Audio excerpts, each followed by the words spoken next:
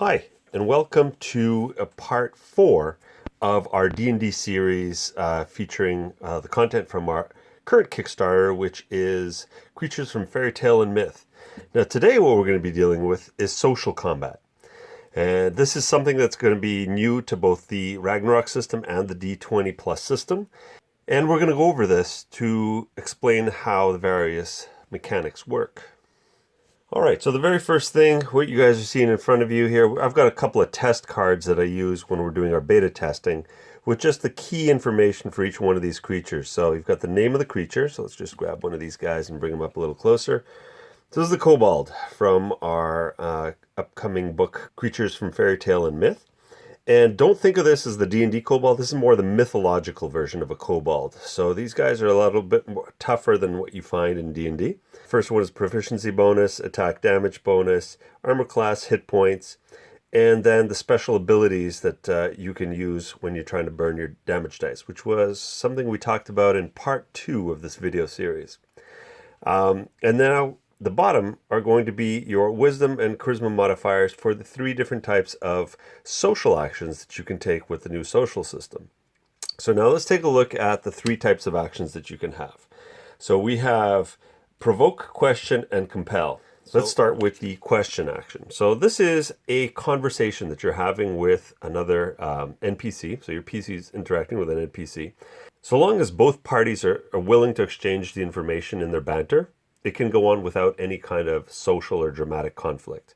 However, the moment one side decides that they want to get a piece of information the other side is reluctant to give, well, one of the members of the conflict can actually use a question action to try and force that information out of them, like trick the opponent to revealing that piece of information.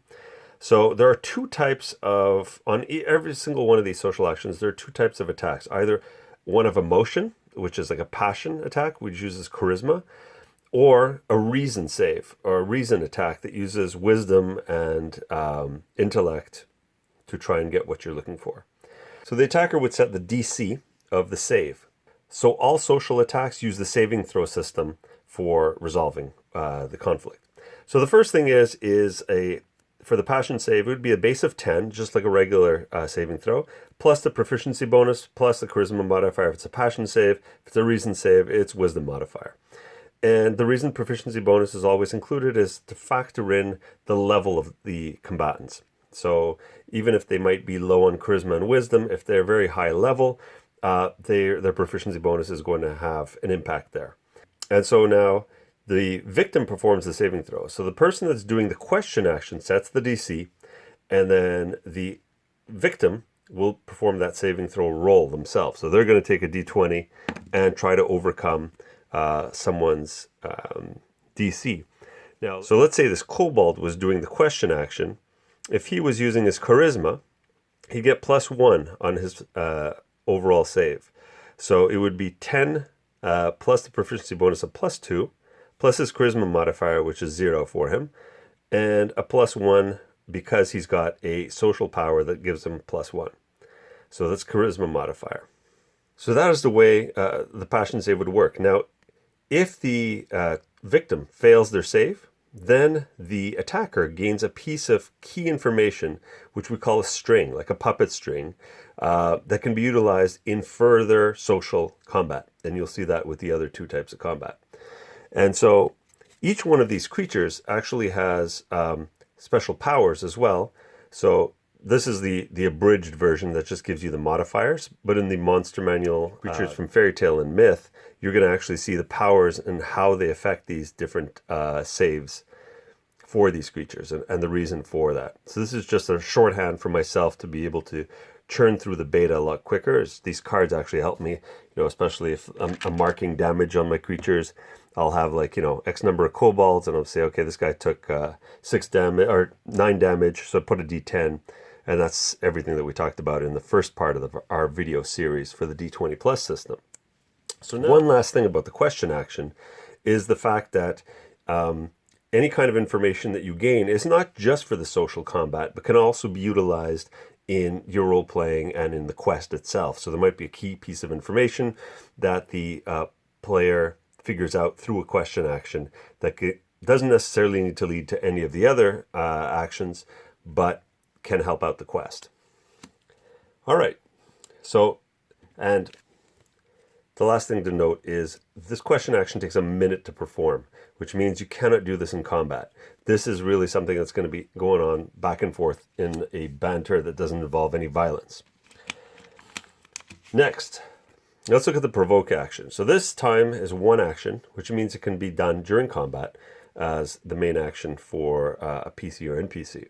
Again, similar saves, passion saves, and reason saves.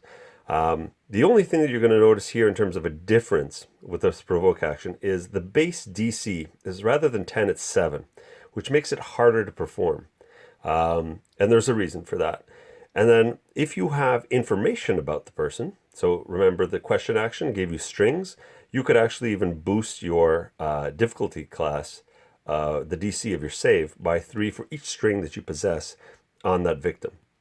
So the victim performs a saving throw, and if they fail, you can apply a social condition. So let's take a look at the different types of social conditions that are in the game. So you've got things like anger. So it has an effect immediately on combat, but it also has an effect on social combat. So you'll find that a lot of these conditions will actually affect both regular combat and social combat, which makes it really interesting to try and do some social combat before an inevitable fight is going to break out. So some of these conditions must have a prerequisite that's already applied on the victim. So in this case, trust. So we would need to put trust as the first condition on somebody if you want, again, to charm them afterwards. The provoke action can apply the social action.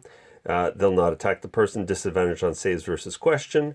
And then if you end up provoke on them, then you can charm them. And that's because you already have them in trust. You give them the charm condition, and this happens. There are many types of conditions that already bolster the existing conditions that exist within the 5e system. So, I mean, on the GM screen, you can actually see all of these described, and they're in the player's handbook as well. So let's jump over to the last action. And this is the compel action. So this is probably your end game. If you're ever in a social combat, this will be kind of your coup de grace. So the compel action is time takes 1 minute. So again, it cannot be performed during combat. This would be something that's done outside of a violent confrontation. Same thing, same structure, passion save, reason save. But again, if you notice now, the DC, the base DC is now reduced even further. 4 plus your proficiency bonus plus charisma modifier and 3 more per string.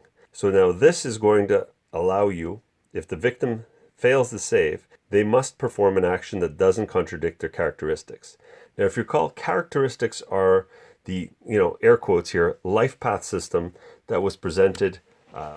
So let's just grab a sample here right beside. I've got Lingormir. So these are the characteristics. Remember, we talked about this in part 3 of our video series. Instead of just having an alignment, the creatures have a lot of characteristics, personality traits. So when you end up performing a compel action, one of the things that you want that you're limited by is you cannot ask them to do something that is contradictory to their nature or any other characteristic. And this is the social combat in a nutshell. It's very, very quick, uses the existing system of saving throws to resolve all of the mechanics, and introduces emotional states in characters. Introduces emotional states in PCs and NPCs. And as we continue through the beta, we're going to be looking at getting feedback from players in terms of, is it the attacker that should be setting the DC, or the attacker should be rolling, and it's the defender's DC that they're trying to overcome, in terms of what's going to be most intuitive is what we're going to use.